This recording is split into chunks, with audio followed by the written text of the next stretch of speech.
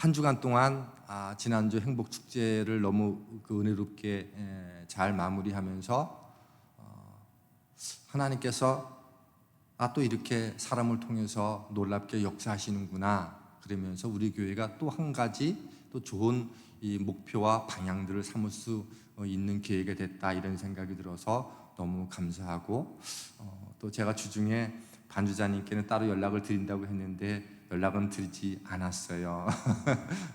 기다리라고. 그래서 함께 정말 너무 좋은 시간을 가졌고 한 주간 동안 그 기쁨에 참 제가 많이 이렇게 좀 머물러 있었던 시간이었던 것 같습니다. 그러면서 우리가 다시 한번 또 우리 새생명교회를 향하신 하나님의 사랑들을 회복할 수 있는 기회로 허락해 주신 것 같아서 또 더없이 감사드릴 수 있는 시간이 됐습니다. 또 더 감사한 거는 오늘 지구랑 진아 또 우리 부모님 아빠 엄마가 또 함께 해주셔서 또 가슴이 더 설레는 그런 느낌이 들어서 너무 감사를 드립니다. 우리가 예수를 믿고 구원을 받았다라고 하는 것은 가장 궁극적으로는 죄와 사망으로부터 자유함을 입었다는 의미를 갖습니다. 이 믿는 자에게 주어진 이 자유에는 말할 수 없는 놀라운 특권들이 그 속에 담겨 있습니다. 그래서 이 자유에는 죄와 사망으로부터 이렇게 자유하게 됐다는 것뿐만이 아니라 삶의 모든 염려와 두려움으로부터도 자유하게 되었다는 것이 있고요. 또 그 속에서는 해야 할 것을 또 하지 않을 수 있는 자유, 안 해도 될 것을 해야 할 자유, 그리고 그 밖에 여러 가지 많은 이 삶의 자유들이 우리 안에 특권으로 선물로 주어집니다. 그러나 우리는 놓치지 말아야 될 것이 이 자유를 어떻게 사용하는 것이 가장 바른 것인가라고 하는 것들을 알아야 될 이유가 있습니다. 오늘 우리가 함께 읽은 본문은 이 우상에게 드려진 제물을 내가 먹어도 되는가? 그리스도인 성도가 먹어도 되는가? 먹으면 안 되는가라고 하는 문제에 대해서 이 8장부터 11장까지가 바울이 길게 설명하는 내용인데 오늘 우리가 함께 읽은 본문은 바로 그 첫 번째 내용입니다. 오늘 우리는 우상의 실체를 잘 알지요. 우상은 없는 거야 라고 하는 분명한 믿음의 고백들을 갖고 있기 때문에 우상제에게 드려졌다라고 하는 그 제물에 대해서 음식에 대해서 별로 구애받지 않을 수 있습니다. 그런데 2000년 전에 고린도 교회를 다니고 있는 성도들에게는 이 우상 제물을 먹는 것이 심각한 문제가 됐어요. 왜냐하면 우리가 잘 알고 있는 것처럼 이 고린도라고 하는 도시는 아테나라고 하는 그 도시 한가운데 있는 것 아닙니까? 그리고 우리가 알고 있는 모든 대부분의 신화가 거기에서 다 튀어나왔어요. 그래서 역사적으로 발굴해 보니까 그곳에 12개도 넘는 거대한 신전이 발견됐고 그 안에는 온갖 신들이라는 이름으로 사람이 지은 신들이 그 안에 존재했습니다. 그래서 당시에는 그 헬라 문화권에 살고 있는 특별히 고린도 지역에 살고 있는 대부분의 사람들은 관원상제를 치르기 위해서는 이 성신전에 가서 하는 것이 당연한 거였습니다. 그러니 그 신전에서 결혼식을 올리든 장례식을 하든 아니면 생일잔치를 하든 아니면 혹시 그때 있을지는 잘 모르겠지만 돌잔치를 하든 그곳에서 했던 모든 음식들, 특별히 고기는 다 신전에서 드리고 난 음식을 함께 먹는 것이 기본이었습니다. 혹시 내가 신앙생활을 하는데 친구 집에 초대를 받았어요. 근데 그 친구에서 고기를 대접한다? 그러면 99%는 신전에 드려진 제물이라고 생각하면 틀림이 없습니다. 아버지가 시장에서 고기를 사갖고 하는데 우리 부모님은 교회를 안 다니는데 나는 교회를 다녀요. 그러면 이 고기를 먹어야 될 것인가 말 것인가 이런 것들이 고린도 교회에서는 실제적으로 심각한 문제가 됐습니다. 이런 상황에서 고린도 교회 안에는 그 우상 신전에 드려진 고기를 먹어도 된다라고 생각하는 그리스도인이 있었고 먹으면 안 된다라고 생각하는 그리스도인들이 있었어요. 그럼 이 두 부류가 어떤 사람들이었는가 하면 유대인이 아닌 이방인으로서 예수의 복음을 듣고 그리스도인이 된 사람들은 고기를 먹어도 된다고 생각을 했어요. 왜냐하면 그들은 복음이 모든 것들로부터 자유케 해준다 그렇게 생각을 했어요. 근데 반면에 유대인이었다가 그리스도를 믿어서 그리스도인 된 유대 그리스도인들은 고기를 먹으면 안 된다고 생각했어요. 왜냐하면 유대인 그리스도인들은 오랫동안 구약의 율법에 익숙해져 있는 사람들이기 때문에 구약의 율법에 익숙해져 있는 사람들은 당연히 이 복음의 법에 익숙해져 있는 것보단 구약에 익숙해져 있었기 때문에 고기를 먹으면 잘못된다고 생각했고 그것은 죄라고 생각을 했어요. 그러니 고린도 교회에는 이 두 종류의 그리스도인들이 함께 머물러 있었던 거예요. 그러니 이 우상 제물에게 드려진 이 제물을 먹어들 것인가 말 것인가가 이성적으로 지식적으로 서로 갈등이 될 수밖에 없었던 거예요. 그래서 그 내용들을 가지고 사도 바울에게 양적 입장을 가지고 있는 사람들이 다 편지를 썼겠죠. 그리고 이 문제는 고린도 교회만의 문제가 아니라 그 고대 근동의 교회라고 세워진 모든 곳에서는 이 문제가 심각한 문제가 됐어요. 그래서 어떤 일이 있었는가 하면 바울과 바나바가 안디옥 교회에서 함께 사역을 하게 될 때에 뭐 이런 할례를 받아야 되느냐 말아야 될 것이냐 또 뭐 음식을 먹어야 될 것인가 막 이런 복잡한 문제들이 있어가지고 예루살렘 교회에서 첫 번째 종교회의가 진행이 됐어요. 그리고 그곳에서 어떤 결론을 내렸는가 하면 이방인들은 유대인들이 이미 할례를 받았으니까 뭐 이미 받은 것을 가지고 받으라 마라 할 수는 없지만 이방인들이 예수를 믿었다고 해서 할례를 받아야 되냐? 할례를 받지 않아도 된다라고 결정을 했어요. 그러면서 혹시 염려가 되는 문제가 있어가지고 당부하는 권면의 글을 함께 각 교회에 보내기로 했는데 그 당면의 내용 가운데 첫 번째가 뭐인가 하면 할례를 안 받아도 구원하고는 아무런 상관이 없지만 그 이방 신전에게 드려진 음식을 먹는 문제는 가능하면 안 먹도록 하는 게 좋겠다. 왜냐하면 그 이방 신전에 드려진 음식을 먹는다고 해서 구원받는 것이 문제가 되지는 않지만 교회 공동체에 서로 다른 공동체가 섞이니 이미 오랫동안 유대 관습에 익숙해져 있던 유대 그리스도인들이 또 함께 세워주기 위해서는 음식을 안 먹는 게 서로에게 좋겠다 이렇게 회의를 마무리해서 편지를 보냈어요. 근데 지금 이방 신전에 드려진 음식 문제 때문에 편지가 왔으니까 바울은 어떻게 하면 좋아요?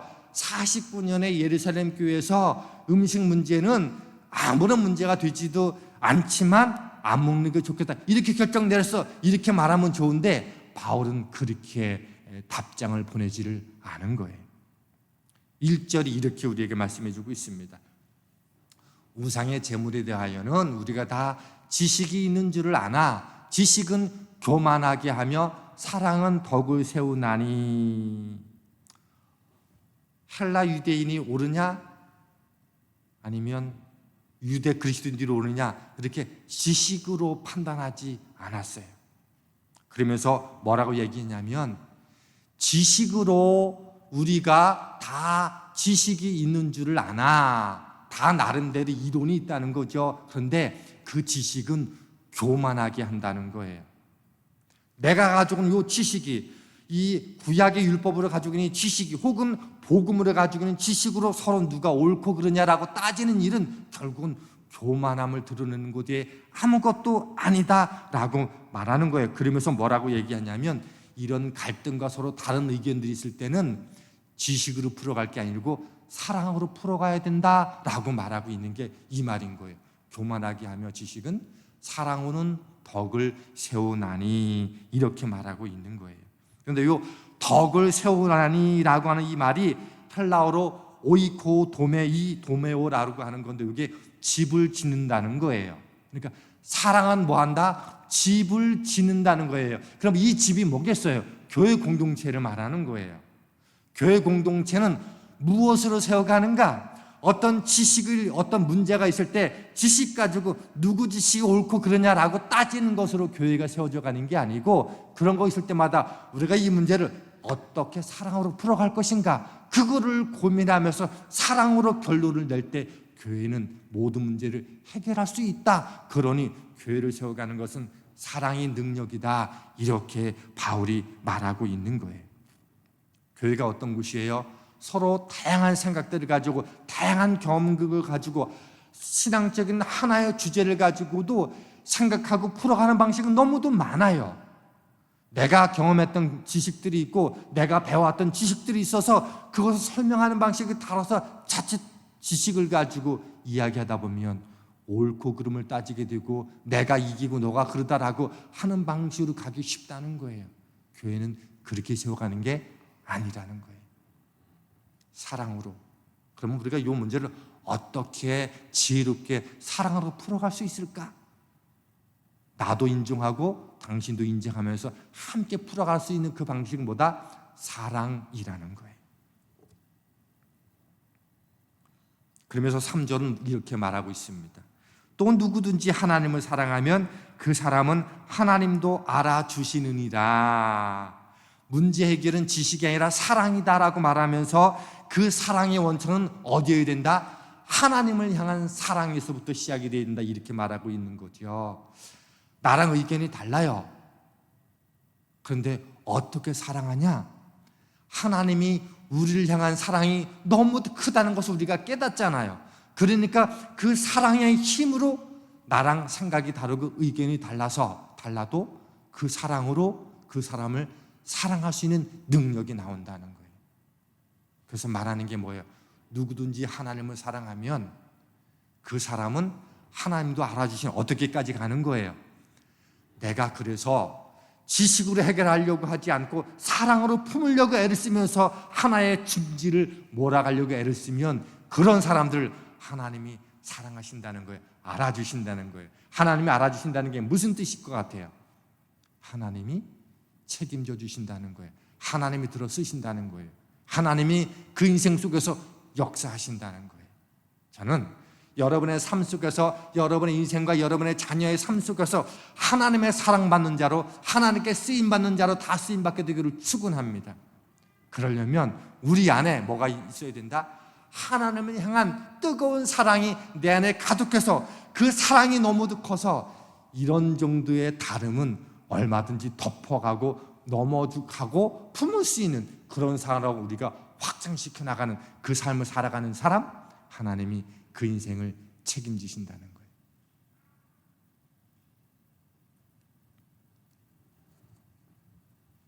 그래서 하나님의 사랑이 내 안에 부음받은 것이 너무도 크면 때때로 내 방식으로 하면 상처를 주기 쉽고 엉뚱한 결과를 초래하기 쉬워요. 그런데 하나님을 사랑하기 때문에 내가 다른 사람을 사랑하고 덕으로 세워가기를 힘쓰면 때로는 그 일 때문에 욕먹을 수도 있고, 때로는 나의 에너지를 소진할 수도 있고, 때로는 나의 어떤 눈에 보이는 가치를 조금은 손해볼 수도 있지만 그것 때문에 낙심하지 않고 계속 그 일을 할 수 있게 되는 능력이 됩니다. 하나님은 우리를 잘 아시죠? 내가 나를 아는 것보다 하나님은 훨씬 더 우리를 잘 알고 계세요. 그러니 우리가 하나님을 사랑하고 하나님께 받은 그 사랑의 그 힘을 가지고 내가 다른 사람을 사랑하려고 애를 쓰고 힘쓰면 하나님도 알아주십니다. 이게 복 있는 인생인 줄 믿습니다. 갈릴리 어부여도 좀 배움이 부족하고 여러 가지 삶의 조건은 열악해도 하나님이 그를 들어 쓰시는데 그 인생이 얼마나 복받는 인생이 되는지는 우리는 다 알고 있지 않습니까?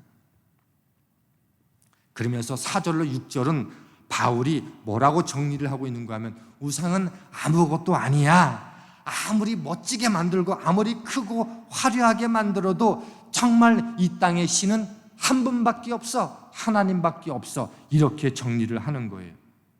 수많은 나라마다 신이라고 말하고 이것이 종교라고 말해도 그것은 아무것도 아니라는 거예요. 우리에게 아무런 영향력이 지지 못한다는 거예요. 그러니 그런 것에 들여졌다가 난 음식이 뭐가 그렇게 중하냐? 아무것도 아니라는 거예요. 먹어도 되고 또 개인적으로 안 먹어도 아무런 문제가 없으면 전혀 문제가 되지 않는다는 거예요. 그렇게 정리를 했어요. 여기까지면 우상 제물에 대해서 먹을 것인가 말 것인가 다 이미 딱 정리가 됐어요. 그런데 사도 바울이 7절 이하를 통해서 우리에게 놀라운 메시지로 우리에게 주는 그 힘이 있어요. 8절에 이렇게 말씀해 주고 있어요. 그러나 이 지식은 모든 사람에게 있는 것이 아니므로 어떤 이들은 지금까지 우상에 대한 습관이 있어 우상의 제물로 알고 먹는 거로 그들의 양심이 약하여지고 더러워지니라. 우리 이제 우상이 아무것도 아니니까 거기에 들어진 것들은 뭐 우리를 어떻게 할 수 없는 거니까 먹어도 아무런 상관없어. 그런데 어떤 사람들은 이런 신앙의 깊이와 지식이 없는 사람이 성도들 가운데 있다는 거예요. 어떤 이들은 우상이 진짜 신이 있는 거라고 믿고, 그런데 내가 하나님을 믿어서 그 우상은 그 잘못된 것이라고 하니까 그 재물을 먹으면 안 되는데 그런 생각을 갖는데 또 한편으로는 뭐예요? 우상신은 있는 거 아닌가? 그러니까 내가 이 음식을 거절하면 그 우상한테 내가 해코지 당하는 거 아니야?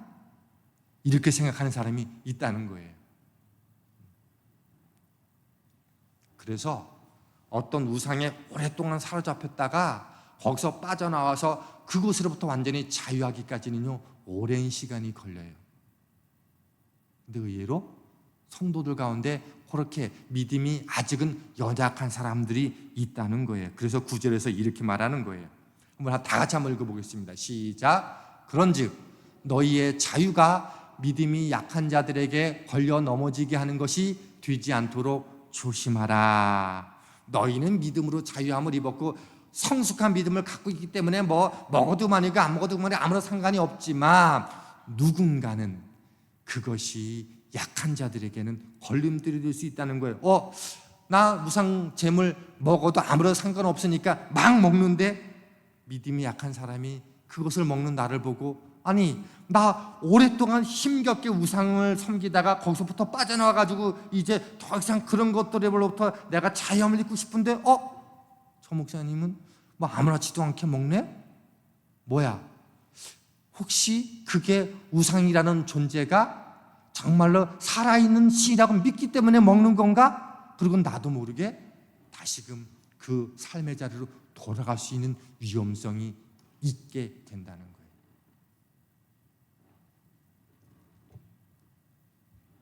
그래서 믿음이 연약한 사람들이 걸려 넘어지게 하는 것을 피하지 않도록 조심하는 게 중요하다. 우리는 무엇이든지 할 수 있어요.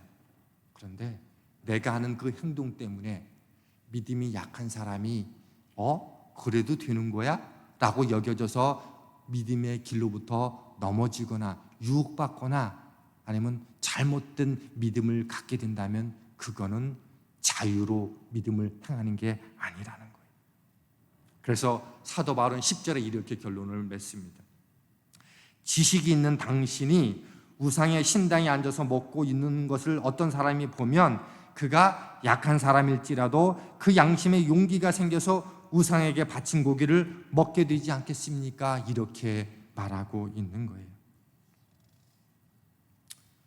겨우 우상으로부터 벗어난 사람 혹은 믿음이 작아서 이제 믿음의 첫 발걸음을 겪고 있는 사람인데 믿음이 나는 성숙하다고 걸림돌이 없다고 하는 그 먹고 마시고 혹은 어떤 행동들이 누군가에게는 실족할 수 있다면 그거는 온전한 믿음이 아닙니다.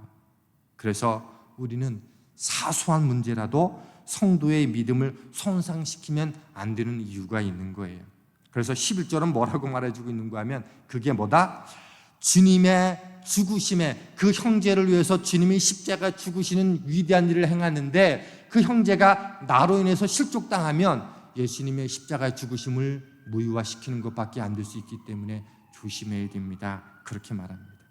그래서 바울은 자기에게 이렇게 결심했다고 말하고 있는 게 13절이에요. 이렇게 되어 있습니다. 그러므로 만일 음식이 내 형제를 실족한다면 나는 영원히 고기를 먹지 아니하여 내 형제를 실족하지 않게 하리라. 나는 우상제물을 먹는 게 아무런 문제가 없는데 누군가가 내가 먹는 것 때문에 실족한다면 나는 이 땅에 사는 동안 평생 동안 고기는 입에도 되지 않겠습니다. 바울이 그렇게 고백하고 있는 거예요. 근데 이 채식주의자들이 좋아하는 구절이 이 구절입니다. 봐라, 성경에도 바울은 고기 안 먹겠다고 말하지 않았냐, 이렇게 인용을 하는데 이 본뜻은 거기에서부터 출발된 게 아니라는 것들을 아셔야 됩니다. 왜냐하면 바울도 고기 잘 먹었고요. 그리고 유대인들은 유목 문화에 살고 있었기 때문에 고기를 먹는 문화였습니다. 그러나 믿음이 약한 한 사람을 믿음으로 견고하게 세워주기 위해서 나는 내가 좋아하는 것을, 내가 해도 되는 것을 안 하겠다고 하는 결심을 한 거예요. 그럼 한번 이제 처음으로 한번 돌아가 보시자고요. 고린도 교회는 우상제물을 먹어야 하느냐 먹지 말아야 하느냐라는 지식으로 싸웠어요. 근데 바울은 그거 아니고 사랑이 출발점이 됐으면 좋겠어, 그렇게 말했어요. 그러면서 자신의 자유를 스스로 제한하는 것, 자기 권리를 스스로 통제하는 것으로 자기 삶으로 함께 고백을 했어요. 내가 얻은 자유를 내가 하고 싶은 대로 마음대로 사용하는 것이 아니고 다른 사람들을 섬기는 종의 도구로 자기의 자유를 사용했다는 거예요. 자, 우리도 그리스도 안에서 다 자유한 사람이 됐어요. 바울의 결론을 우리에게 적용시키면 어떻게 될까요? 믿음으로 우리에게 주어진 자유를 나를 위해서 사용하는 것이 아니라 성도를 세워가는 그 일을 위해서 사용하는 것이 바른 믿음이고 자유라는 거예요. 근데 사람들이 오해하는 게 무엇인가 하면 자유를 가지고 내가 하고 싶은 거니까 내 마음대로 해도 돼, 혹은 나는 이거를 하고 싶지 않아 그래서 나는 안 할 거야 라고 하는 것들을 우리는 자유라고 오해한다는 거예요. 어린아이가 게임하고 싶어서 하루 종일 게임하는 것, 성인이 밤낮으로 어떤 것에 계속적으로 그 일에 몰두한다면 그것은 자유가 아니라 집착이고 포로가 된 거죠. 거기에 진정한 자유는 뭐다?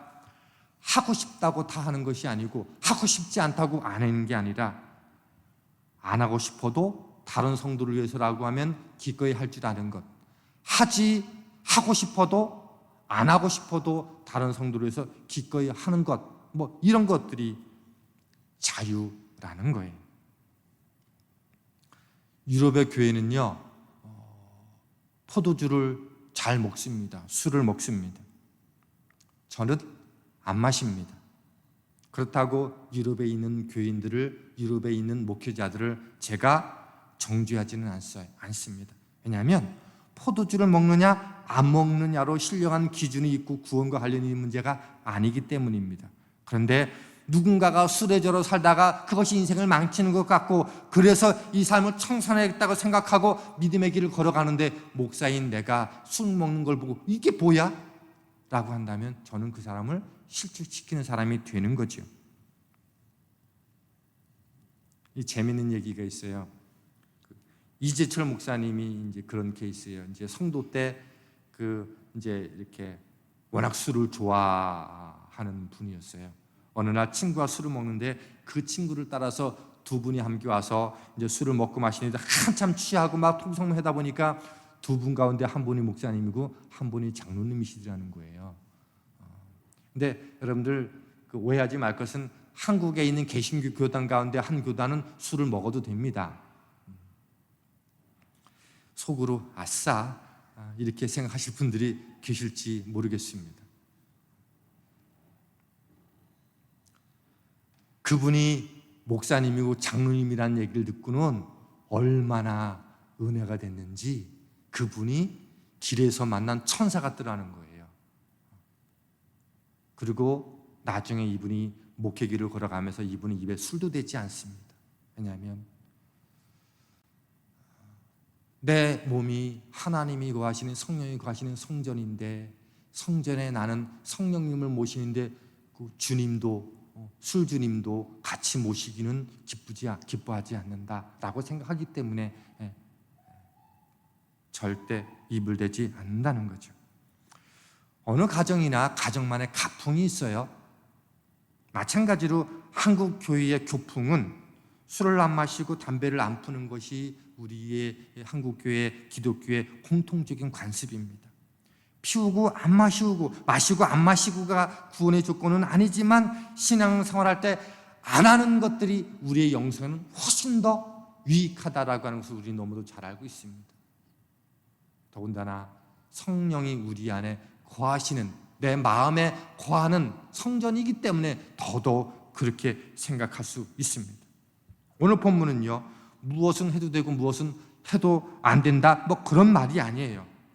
교회에서 경건을 추구하자는 것은 이 시대의 고리타분한 주장이라고 말하려고 하는 게 아니에요. 나는 모든 것을 다 할 수도 있고 안 할 수도 있지만 나의 행동이 지체를 위한 일에 있어서 어떻게 종으로 섬길 수 있는 부분들도 나타나고 있는가라는 거예요. 나는 그리스도 안에서 자유하니까 교회 올 때 슬리퍼 차림에 반바지 차림에 올 수 있어요. 근데 그런 나로 인해서 누군가가 실족한다면 저는 평생 정장을 입겠습니다, 이런 고백이 있어야 된다는 거예요. 예배는 예배하는 예절 예자이고 절하다라고 하는 그 절할 배라고 하는 배라는 그 단어예요. 그러니까 예배는 뭐예요? 가장 소중하고 하나밖에 없는 그분께 나의 모든 것을 드리는 것, 그게 예배인 거예요. 나는 그리스도 안에서 얻은 자유로 어떤 옷이든지 입을 수 있어요. 그러나 누군가 실족할 수 있다면 아무 옷이나 입을 수 없는 거죠.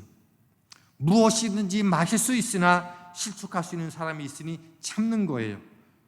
어떤 일에 누군가에게 화내고 분노할 수 있지만 나로 인해 그 행동 때문에 누군가가 실족한다면 참고 절제하고 조심하는 거죠. 오늘 본문의 핵심은 구원받은 자유로 사람을 섬기는 종의 자세로 살아가고 있는가라고 묻는 거예요. 오늘 우리에게 적용시키면 그렇다는 거죠. 오늘 우리는 무엇이든지 할 수 있고 안 할 수 있는 자유가 있어요. 정말 특별한 일이 있으면 우리는 주의를 빠질 수밖에 없는 일들이 있어요. 그런데 어떤 직분자가 주의를 중요시 여기지 않고 쉽게 생각한다면 누군가는 장로님도 주의를 쉽게 빠지는데 뭐 나도 빠져도 되는 거구나 라고 생각한다면 그의 생각은 심각한 위험이 될 수 있다는 거예요. 예배나 기도회는 어떻습니까? 피곤하고 바쁘고 어렵고 힘든 충분한 이유가 다 있어요. 수예배 참석 안 하고 토요 새벽 예배 참석 안 해도 나의 하루의 영적인 생활, 나의 구원하고는 아무런 문제가 없어요.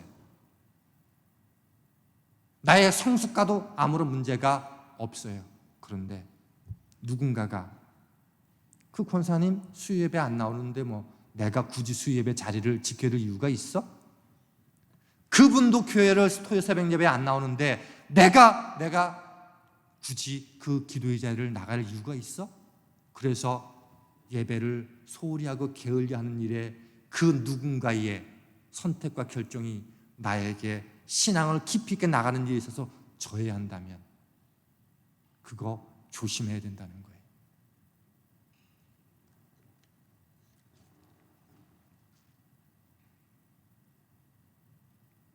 믿음이 연약한 이들이 볼 때 직분자들이 예배와 기도회를 소홀히 여기는데 다른 누군가가 그 시간을 소중히 여겨야 할 이유는 없는 거예요.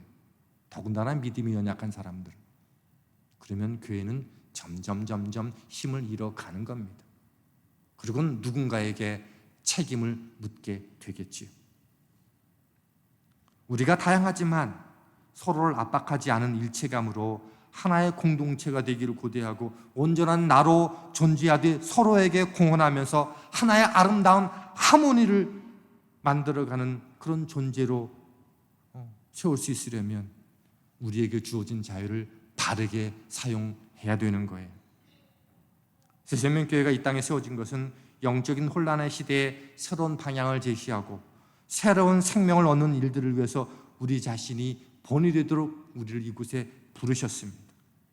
그래서 가정에서이든지 교회에서이든지 갈등이 일어날 때 여러분 지식으로 풀지 마십시오. 사랑으로 덕을 세우십시오. 내가 하나님께 받은 그 사랑의 크기를 기억하면서 생각하면 얼마든지 우리는 사랑할 수 있습니다. 그럴 때 하나님으로부터 사랑을 받게 됩니다. 전 여러분의 인생과 여러분의 삶이 그렇게 되기를 축원합니다. 우리는 하나님 앞에 자유함으로 하고 싶은 것을 안 할 수도 있고 안 하고 싶은 것을 할 수도 있어요. 그런데 오늘 나의 선택과 결정으로 인해서 오늘도 믿음이 연약한 사람, 믿음이 점점 커가야 되는 청년들과 젊은이들에게 오늘도 나의 선택이 도전이 되고 기쁨이 되고 성장이 되고 성숙할 수 있는 길이 될 수 있다면 안 하고 싶은 자유가 아니라 하는 자유로, 해야 될 자유가 아니라 안 할 수 있는 자유로 오늘 우리의 믿음을 세워갈 수 있다면 바로 그런 한 사람 한 사람을 통해서 우리의 가정이 세워가고 우리의 교회는 하나님 원하시는 놀라운 은혜의 자리로 하나님이 이끌어 가실 줄 믿습니다.